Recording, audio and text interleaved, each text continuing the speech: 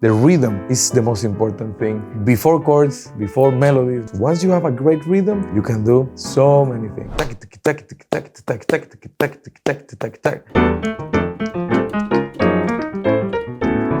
You start transposing in every single key different voicings. That's when you start to get a richer vocabulary. Man, I have a voicing that changed completely my life, and that voicing is in most of my songs. Endless possibilities with this chord. Hey, what's up everybody, and welcome to the Jazz Lab podcast. I'm really excited to be here today with the great Jesus Molina. Thank you for being here, man. Thank you for having me. I've been impressed by Jesus for so many years. Honestly, I don't really think he needs an introduction on this channel. I'd be surprised if anybody watching doesn't know who you are. I'm really excited to nerd out today. We're gonna get into a lot of really fun, just technical piano stuff. And also, I just want to shout out Jesus' course with Pianote. There's a link in the description. So if you find anything that you learned today really interesting, the great news is Jesus has so much put into a really systematic course where you can dive deep into that. So again, check out the link in the description. And with all that said, let's get into it, man. Thank you for being here. Thank you so much for having me. I usually like to start out by just asking you to play something. Is that cool? Completely fine, yeah. Awesome, not? Let's do it. Yeah.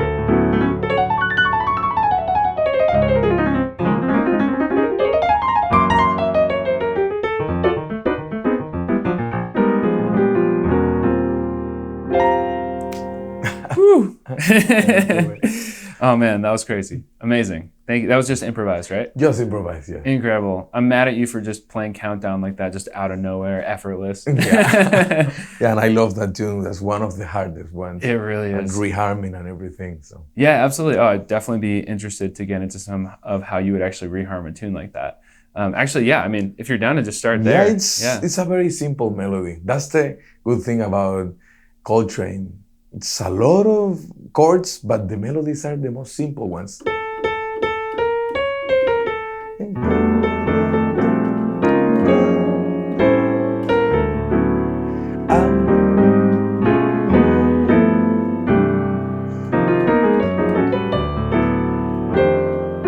I'm doing the chords like the chart says, but I am adding just 11 chord here and always the top note here. That's the thing that I love a lot. So that exercise of taking my chords and every note that I could do possible with that top note, then as the chord changes.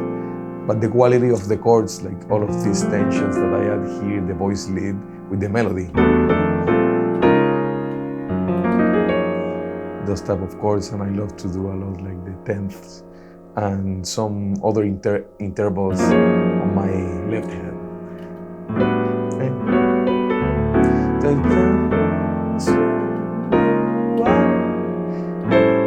This A, cool A, and we go to this D major that becomes E minor because we have the same thing.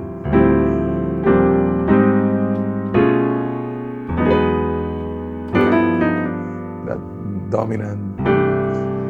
After we go to C and the minor. I love this technique a lot. Entonces, again this F sharp, A. Okay, that's the problem like with those type of chords that everybody, oh, I don't have that big hands. Then try to do it like this. Instead of doing like this, do it like this. Entonces, that F, once again, we have the same problem here. So here, instead of doing like that, you can do like here. Or if you can, go to this B flat and look at this 10th here. I love 10ths. I don't know why I got into this technique, but I think like that's the one that makes you sound the richer possible. And whatever. And you start, for example, something that I love with this type of standards instead of doing 1, 2, 3, 4, 1, 2, 3, 4,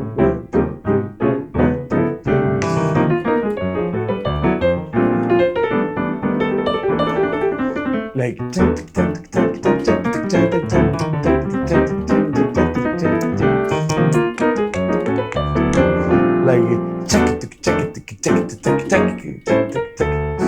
Like in 13 and different elements to add to these standards that everybody plays at the jam session the same way, with the same rhythm, with the same feel. So I think like having your own take in every single jazz standard is the thing. Like that's why jazz standards exist. That's what I think. And just take it, the song that somebody else plays the same way, and do it your way, and that's when you start seeing different results with these things. Incredible, man. I just heard in that last explanation a few things. Number one, you're clearly a great teacher. Because of the way you explain things, it was very systematic, and I could tell that you know how to teach this stuff to people. So a couple follow-up questions I'm really curious about. The first one is, a question I get a lot is, how do you actually make sure that the melody is on top of your chord? Because people are like, well, I only know this one voicing. I run out of voicings for the chord, and like, how do I know how to get that melody on the top of my voicing? So do you have an approach to that? Yes, I do. And I love to explain an analogy with it, attached to it. Basically, is imagine that when you're learning chords, it's like having a piggy bank and you're putting coins every single day. Whatever voicing you learn today, and you start transposing in every single key different voicings, that's when you start to get a richer vocabulary in chords. Because you just said it. Oh, I just know this voicing and that's it. You cannot have the top melody all the time if you don't have a richer vocabulary in chords. And I call it harmonic vocabulary, harmonic pitch. Like some people, they have perfect pitch and all of that. But the harmonic pitch to me is the hardest one because it has nothing to do with memorize notes and anything. Memorizing chords, memorizing voicings in the same structure the piano player is playing. You and I know that the footprint is the voice lead that everybody has. If I ask you how to play G minor 9th, you're gonna play it in different ways. I'm gonna play it in different ways. And probably the people that are watching us right now, they can play in different ways. But like a piggy bank, like learning different chords. I learned this chord today. And my idea is taking this chord in every single key without the transpose button. That's the thing. And every voicing I'm gonna be using, every voicing I'm gonna be learning, that's exactly how I approach this. Very cool, man. Very cool. So follow-up question also to what you played, especially when you demonstrated the different rhythmic time signatures. A couple of questions here, actually. The first one is, I'm kind of curious if there are any techniques that you would recommend someone practice to be able to do some of the two-hand interaction that you were doing, the really rhythmic two-hand interaction, maybe like some of the stuff where your thumb is complementing or communicating with the other hand. I'm curious how you learned that and how you would teach that. Well, that's harmonic, that's rhythmic vocabulary, basically. Before putting it here, you gotta have cleared the subdivisions here. You see, like then you start to sing in that thing with the metronome, of course. That's my recommendation.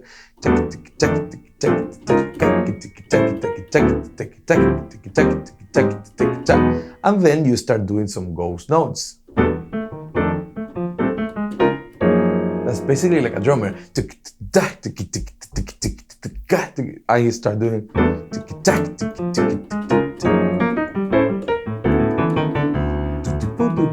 I'm imagining the bass doing it.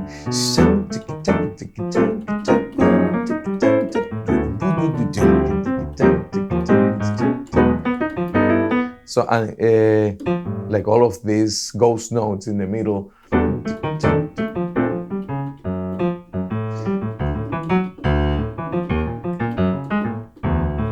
So basically that is using the left hand too as a bass player while you're doing all of that. tung, tung, tung. So check, tung. And you start combining little by little and very slow.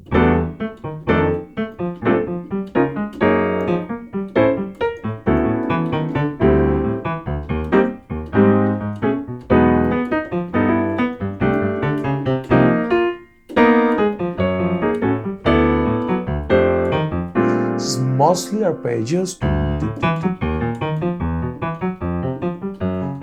Very important practice in every single key, and the same thing. For example, if I want to implement that pattern in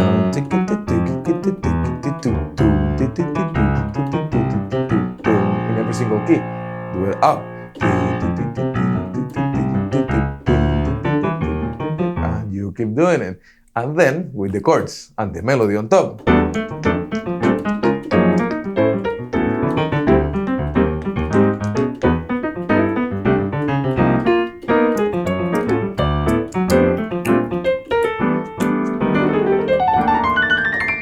Things like that, you start combining different things, and the rhythm is the most important thing before chords, before melodies, before anything else, because once you have a great rhythm, you can do so many things. You can learn incredible chords, you can learn incredible melodies, but without rhythm, we're nobody.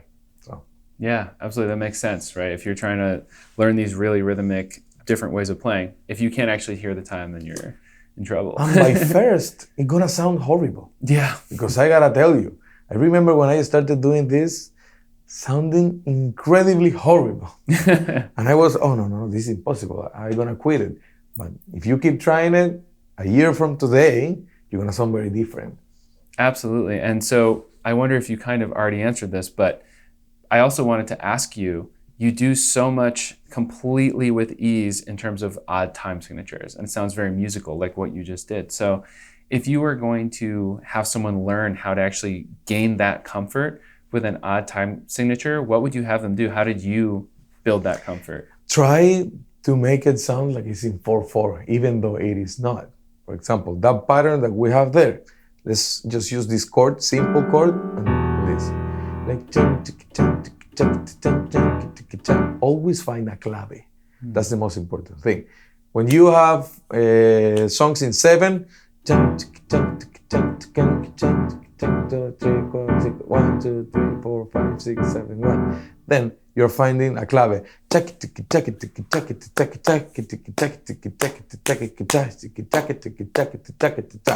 Then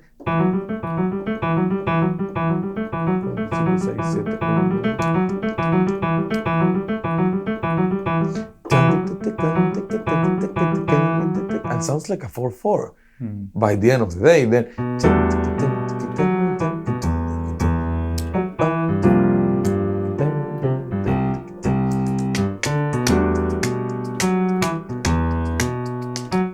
basically it's the bass line, it's so many other things that keeps you grounded, especially when you're arranging something in odd times that are not. Let me tell you, I learned how to play in odd times by feeling, not by counting. I did all of this arrangement without knowing anything about time signatures and just the feeling of it. And of course, I got inspired. I remember when I was in Berklee College of Music, playing with all of these incredible drummers. I was hanging with drummers all the time. All my friends, they're watching probably this thing, they're drummers. And that's how I got into all the percussive stuffs. And I always loved drums. And trying to implement all of these elements with nice chords and nice things in here, that's very key. So, very cool. So would you say that when you're doing this stuff, are you doing a lot of chordal arpeggiation, or are you thinking a little bit more like you were saying before, bass line, chord in the right hand, and then interaction? Both. You just described the combination of the thing. Okay. There's a lot of elements because you cannot, if you're doing and melodies,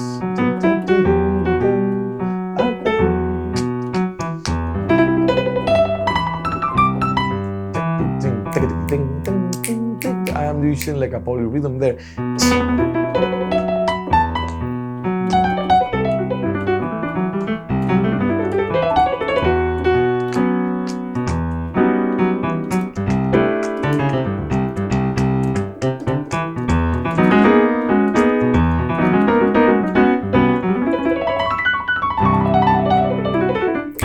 and always having that seventh or that one very clear. That's a joke I had with all my friends.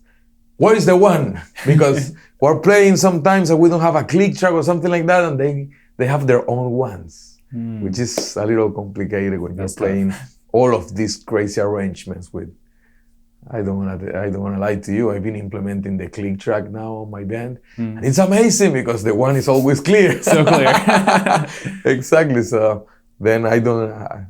Last time I asked this question was 2 years ago. Where's the one? Because they know already where the one is. And when you do a click track, are you breaking it into subdivisions, or it's kind of like the clave is the click track? Both. Okay. Both. You're describing everything like how it should be. Some sections I do claves. Some other sections I do the subdivision. And some other sections I just leave it like this, without any accent or anything. And I do it in purpose so we can be playing and all of that. And when I'm doing the cues, that's so funny. 1, 2, 1, 2, 1, 2, 3, 4. You see, instead of doing 1, 2, 3, 4, I'm doing 1, 2, 3, 4, 1, 2, 3, 4, 1, 2, and still is in 4/4, but it's not. It's in 7. So that's my example of the old times. The most important thing of the old times is making it dance with the click. It's in 4/4. You gotta think and improvise in 4/4, even though it's not in 4/4. So that's the philosophy behind it. That's really, really interesting. And do you think that singing them first is a really important piece of it? It is. Actually, when I'm rehearsing with my band and we're stuck in some section, stop everybody, let's sing it. And you start noticing who is getting it wrong. Once you have it, see you later. Everybody has it very sync, and after we can play it. Amazing. And so, all right, here's a follow-up question about the in-ear stuff. So I'm kind of curious, because this is something I'm always trying to figure out. When you're playing with the click in the ears, do you have certain songs where the form is completely predetermined, or do you have ways of actually setting things up so that you can modulate from section to section, like whenever you want? Well, it depends on the style of music we're playing, of course. The music I'm doing right now, okay, I have a lot of sections and everything, but what I try to implement now is just certain numbers of bars that I know that the solo is more than enough. Because that's the thing, but we want to go there, and we want to do this, or we want to open up a free solo.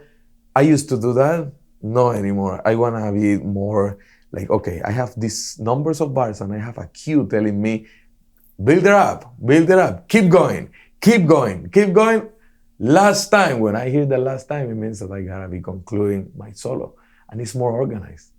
Actually, we don't, like in my band lately, we just see each other do, hey, nice. No, even though, okay, let's go to the next section. No, because it's more organized, especially with all of this hard music. So, and of course, like the click helps a lot. And of course, a lot of musicians that are watching this right now, they could be thinking, no, because the freedom, that's nice. Keep playing with your freedom, and that's beautiful. But at some point, you'll discover that the click always was right. You know, I think they'll all discover it when they play with someone who takes really long solos.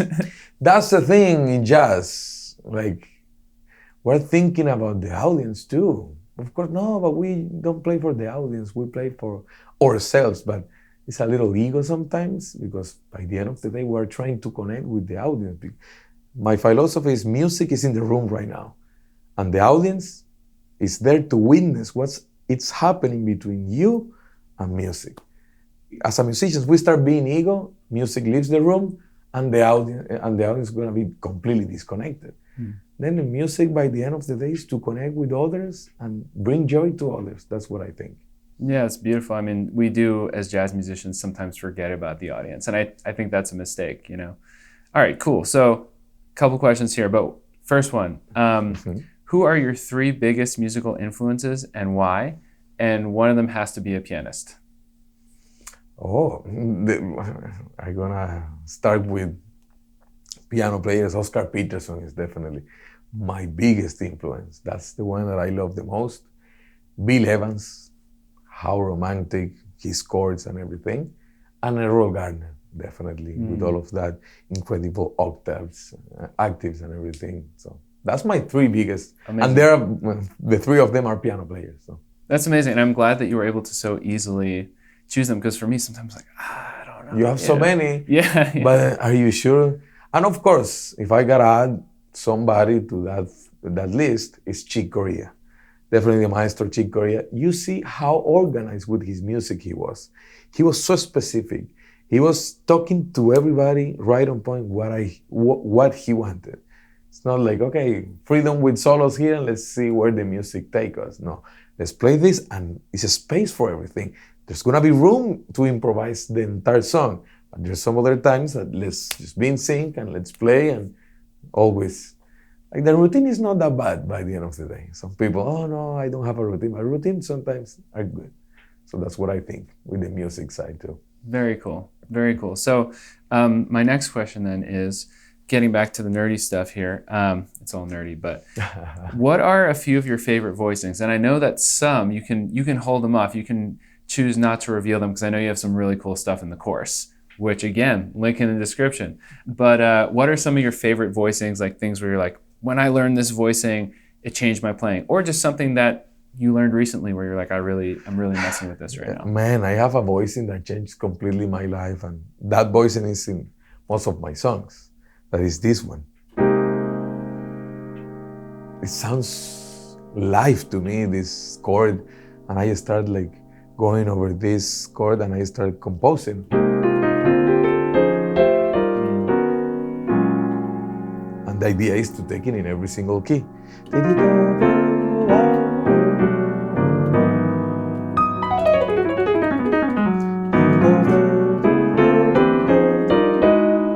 I start composing all of these things, and one of the songs I have is called Savior, and it's the same chord.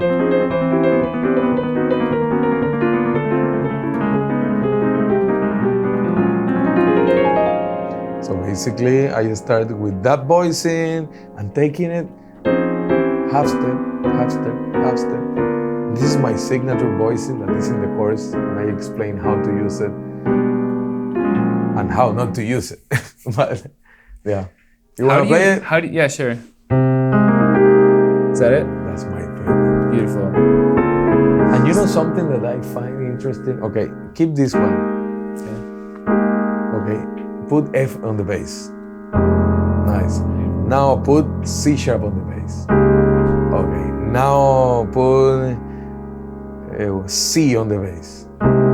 Exactly. So you can use this same voicing with so many roots, which is amazing. And for example, if I want to do like a 2/5s with this voicing, this B flat, E flat, C sharp, G sharp, C sharp, F sharp, B. So what you do is take it and look. Sounds very interesting. So cool. So endless possibilities with this chord. Amazing. And I'm kind of curious, obviously it's going to have different names depending on the root, but this original version that you played, how do you name it? Because I argue about this sometimes. This is hard one. For example, I have this one, that A flat 7th, but without the third and over C. But some other people can call it with the. Yo soy malísimo para nombrarlos, but I'm very bad. No, you're good. You're good, man. Yeah, but that's the thing. Like an E flat over C with this A flat in the middle. There's so many. It's ways actually really cool and impressive to have you be like, the symbol, because I think so often musicians get really caught up in the symbols and the theory. And it's crazy to me that you're just like, how much you do without even focusing so much on like, what is the chord symbol? You know what I mean? I think that's actually really impressive. A lot of people say, okay, let's go from theory to practice. But in these cases, especially with music, the example I give is when you were a child, you started talking first and after reading, right? So the same thing, like from practice to theory, like theory is the explanation of all of these things like we're trying to do, or some other musicians that we admire a lot, they did in the past.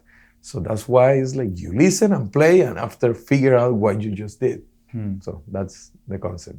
Absolutely. So diving into some of your composition stuff, I'm really interested to know how you think about form. So hearing you talk about keeping the audience interested, having the form pre-thought out, how do you actually think about building a song? Do you build different songs differently? What's your process for letting the composition take you somewhere?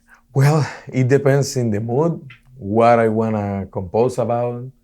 For example, one of the compositions recently I did for my latest instrumental record called Selah, I did this song for my daughter. But I just had a daughter, 2 years old. Congratulations. Baby, thank you so much. And of course, the first thing I say, okay, I'm going to write this song about my daughter. What is the feel? Do I want to do it very complicated, or do I want to express with a melody something that I cannot express with words? And something like this came. So a simple A flat, suspended here, and a melody comes here.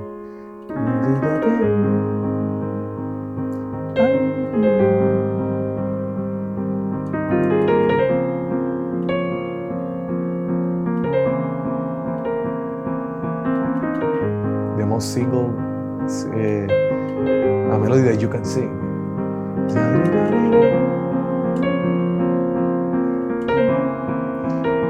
B part.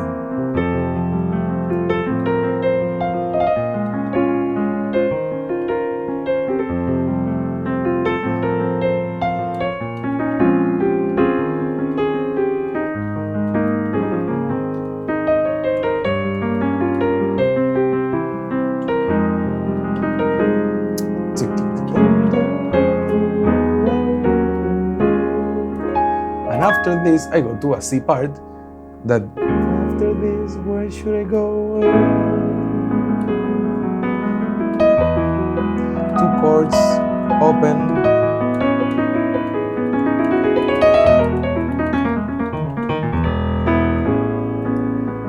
And in this case, this melody has A, B, C. And the solo form, we do it inside that. But the melody is the most important thing to me. And I wanted to put this melody together for my daughter. Her name is Melody. So that's how I start a composition. Of course, I have some other ones that I just start practicing. For example, let me write something in front of you, like I never did something like that. That'd be great. I just start with, that's my motive. Mister.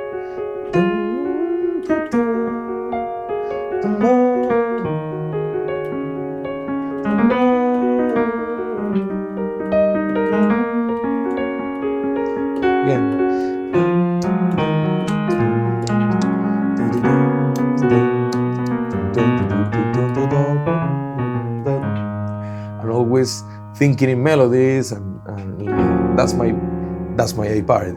It's B part.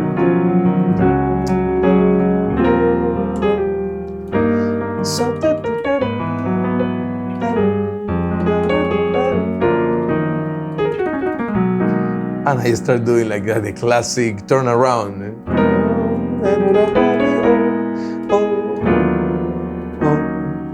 So always new melodies, new things gonna come in the spot when you are thinking in melodies before anything else, before chords. Of course, I start with motives that gives me like I don't know how to say it in English, la palabra ancla, like the one that you have like the boat, and you put that on your... The anchor? Anchor, ancla. So it's like this gives me the anchor, and I start like a melody with that type of motives and vamps, usually. But the melody is the most important thing. If you can make a melody that everybody can sing, that's the key. Beautiful, man. Beautiful. So I'd love to get into, because I just heard you doing some incredible right-hand improvisation stuff, and that's something we haven't talked about too much yet. So I'd love to get into your approach actually to maybe technique a little bit. So a couple of things. The first one is, I'm just kind of curious how you might approach building lines and technique, because your lines a lot of time are very intervallic, I might say. So I'm kind of curious, how did you develop your improvisational style? And are there any exercises that you might recommend someone do specifically for right-hand improvisation? The problem as a piano player is like we want to do arpeggios that you cannot sing. The first thing you gotta do is try to sing your solo, because like trumpet players, sax players, all of that intervals are very close, completely. The problem is when we start doing this.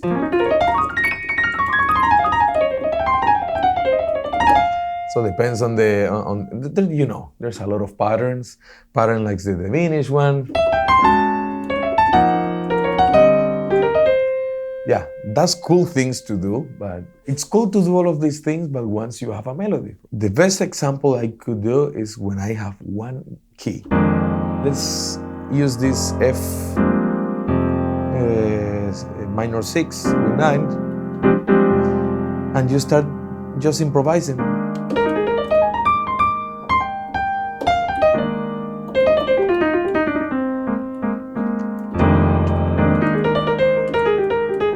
And then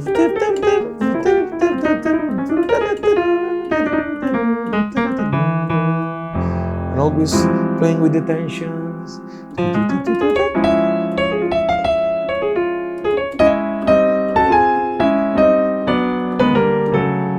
So we hit John Williams also. Exactly. Or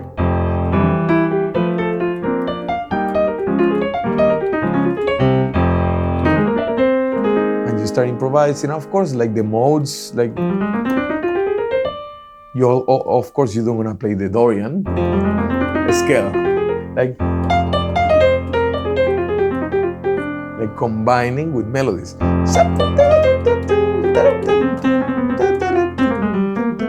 And the bebop.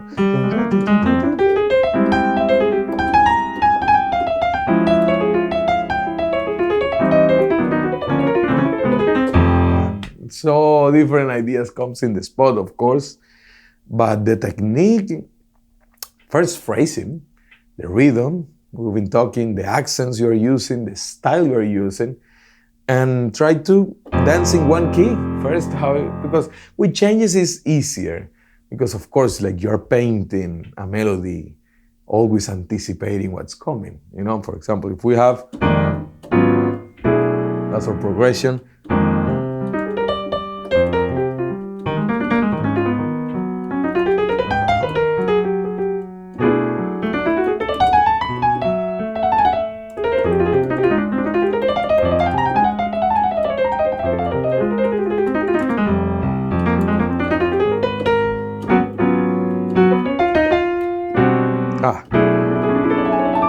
I love this arpeggio a lot. That one, it's Chick Corea, everyone. And things like that. Very cool. Yeah, so if I'm understanding correctly, you're saying basically melody is the most important thing. So even when you're doing more complicated lines or patterns, there's still melody built within it. Exactly. Yeah. Exactly. You start with the melody and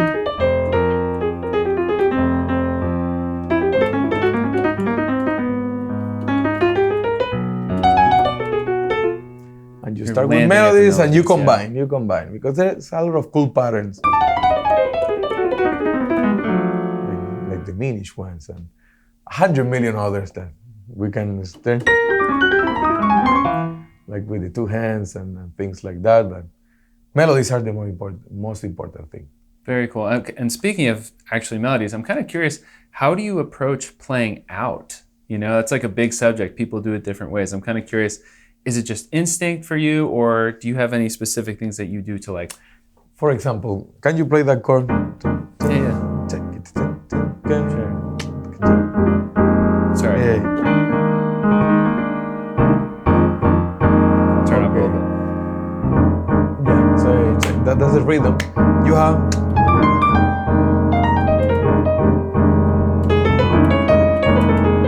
That's playing out. Basically, it's adding whatever chord you feel in that moment. Oh my God, it's because, I am using half steps, but this is something that is random, and when you do it with the right rhythm, it's gonna sound good. Let me show you how. 1, 2, 3.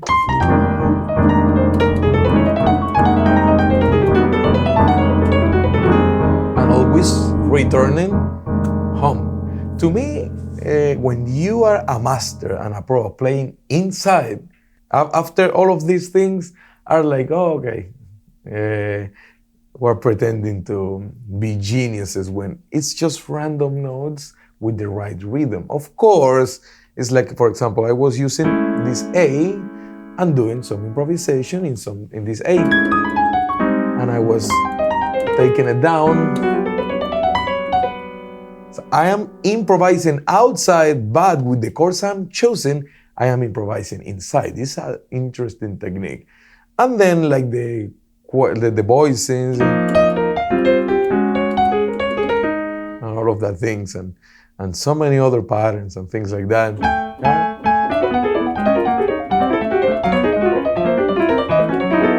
Like things Can like you slow that down for us real quick? This is a exercise from Bardhan Obsepian. Interesting composer. Like, that's in 7.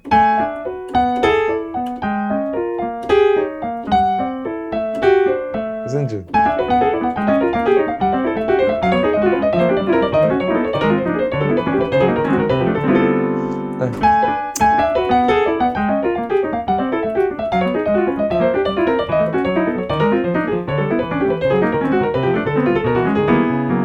And slower. It's just triads.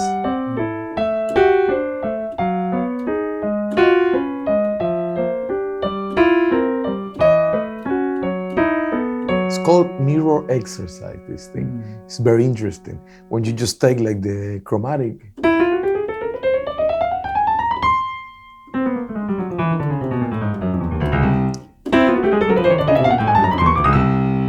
Okay? Like things like that. So it works for all of that. Amazing. Yeah, it's funny. I was actually going to ask you about that. Some of the two-handed stuff you do, the mirroring stuff. Are there any other exercises you've practiced for that, or like recommendations of like how to develop that skill? So basically it's whatever you do in your left hand and your right hand gotta be copied by the left hand in different motion. For example, another Bardhan Obsepian one that I got crazy is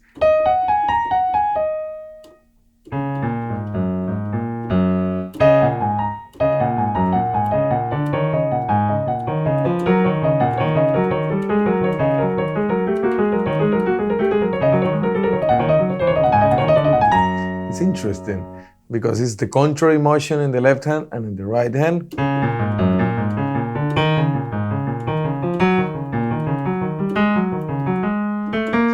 And this one goes up, this one goes down.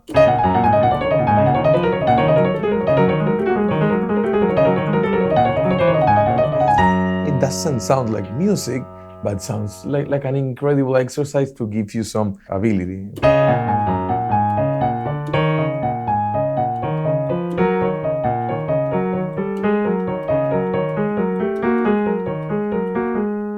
And you keep going.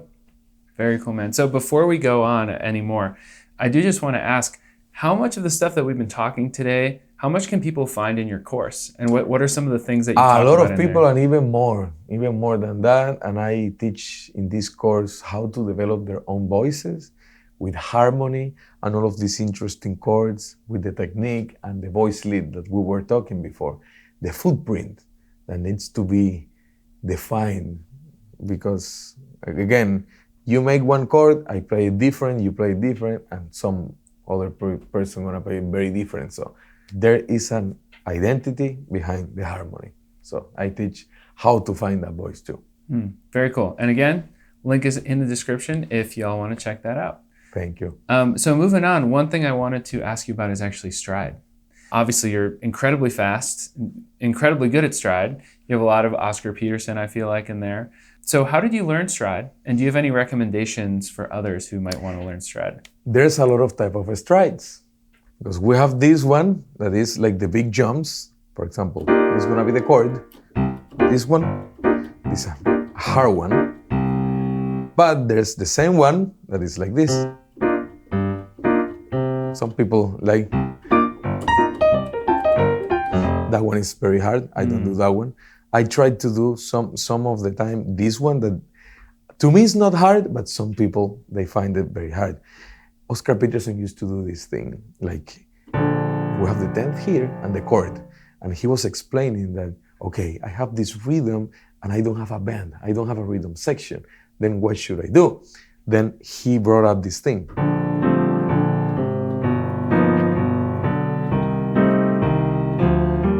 Okay, but I'm doing it with two hands. But he talked like, and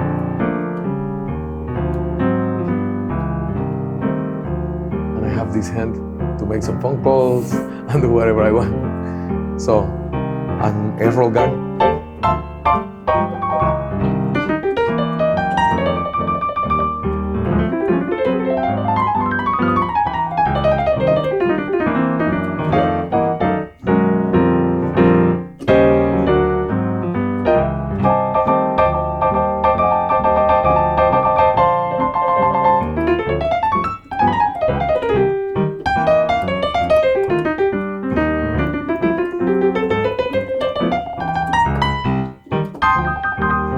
But that's in the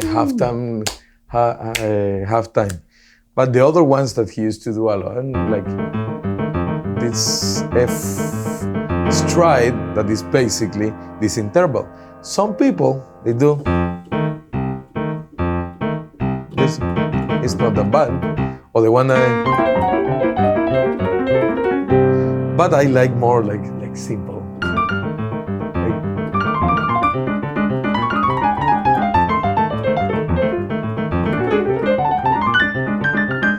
To me, that's like the fastest stride I love to do a lot. And of course, this one. I think it's the harder one because you have like the guitar part, you have the bass part and everything.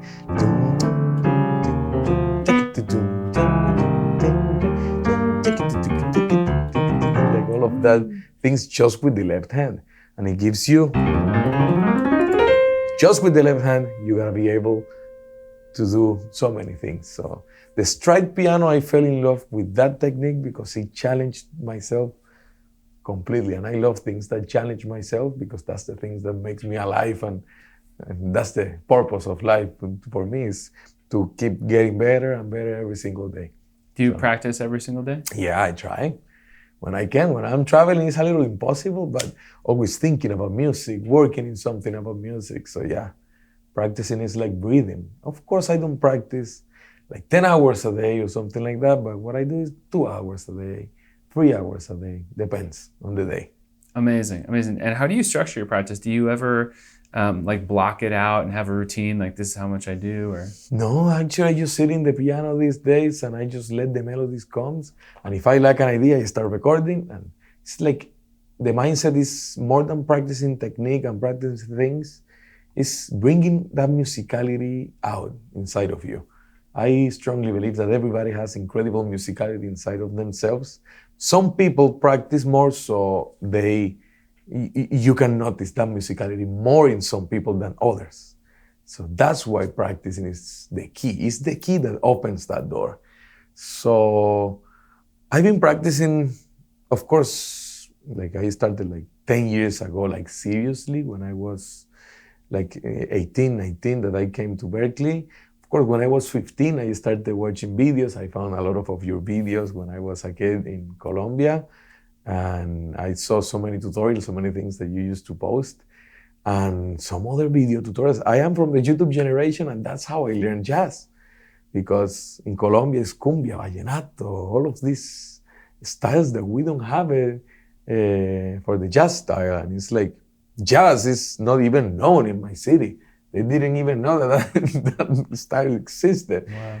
But that's the thing. That's the thing with the practicing.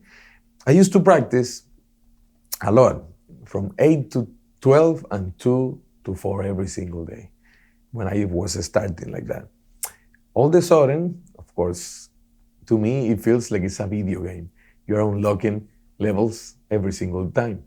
Because I couldn't play this way 10 years ago or 15 years ago. But now, It's more possible because of all these years of practice. Nothing happens overnight, sadly, and you gotta practice I think every it's single good. day. Yeah. Yeah, but some people get frustrated and they stop in the process. So that's what it is. Well, yeah, I mean, I definitely understand.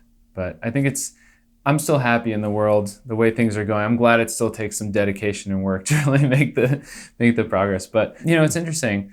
One thing I've always also been really impressed by is like the joy that you have also in social media. So very different subject here, but I'm kind of curious because a trend that I've been hearing a lot is people being really frustrated with social media, myself included at times.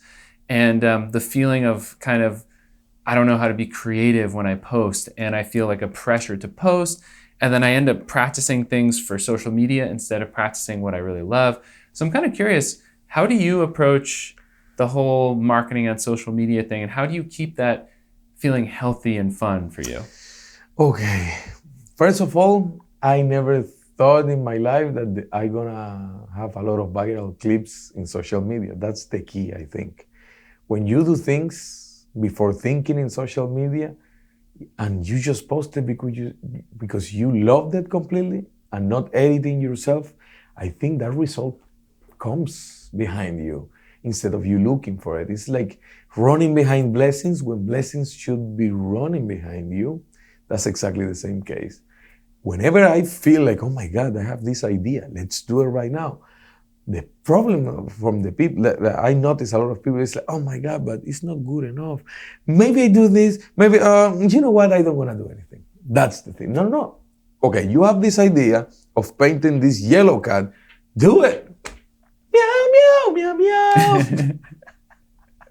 So if you have the idea, just do it. And don't think about anybody. If they're gonna love it, they're gonna love it. Remember that you're making music, of course, for your joy and what you enjoy. And if you enjoy what you do, everybody's gonna enjoy what you do. But of course, thinking, okay, I know the audience likes this type of things. I know what type of content works for me, what type of content doesn't work. And trust me, I don't have a perfect formula. Sometimes I post something, oh my God, it went very good, very good. Other things, no, but you just gotta keep going and doing it because you love it. And you're just posting because you feel like it. It's not that you gotta be a slave from social media. That's something that everybody right now is, okay, I am a slave of social media. I gotta keep posting, otherwise everybody's gonna forget about me. Just do it if you feel like it. And of course, if you sign up for that, you always gotta be creative, like looking for things that you don't have in the past. And that forces you to practice and develop things that you didn't play before. That's my approach to posting, my approach to things like that. Always creating new content and thinking, okay, what I'm missing? What type of videos I don't have still? So that's always the thing and the challenge. I love that. So like literally when you post something, it's because you are already enjoying challenging yourself. Exactly. It's not just like, I got to get stuff out there so people see it. It's like, I'm actually going to post something that I'm already inspired by. Exactly. That's the key. And there's some times that I'm traveling a lot and I cannot post anything because I don't have any time, and I just post something regular, like whatever it is from a performance, if I like it. Of course, once again, if you love the idea and if you love the music you are doing, you just do it and that's it. And don't think about what people are gonna say. Because you and I know that out there's a lot of haters, and those ones are the ones that inspire me the most. Because it's like, okay, but why? Okay, you're putting me bad comments on my channel, but what are you doing here? You can be somewhere else, but still you wanna let me know that you are here, you know? And all of this, you gotta be prepared for everybody talking bad about you, how you look, how you do it. It doesn't matter. You're doing music for the joy of it, and if they enjoy it, glory to God. But if they don't, they can go and watch some other thing. Internet Absolutely. Is very big. It is. I love that, man. Yeah. Beautiful. Well, honestly, you've answered all the questions I can think of. I really appreciate just your attention to detail, clearly your ability as a teacher. It's been amazing. And one thing I love to do at the end, if you're up for it, I love to play something together. Okay, you cool please. With that? What do you want to play? I don't know. We could think of something. Yeah, maybe could keep it simple, do a blues, or we could do some kind of standard. All the things you are, maybe? Yeah, sure. Very Yeah, let's do all simple. things you are. Yeah. I love it.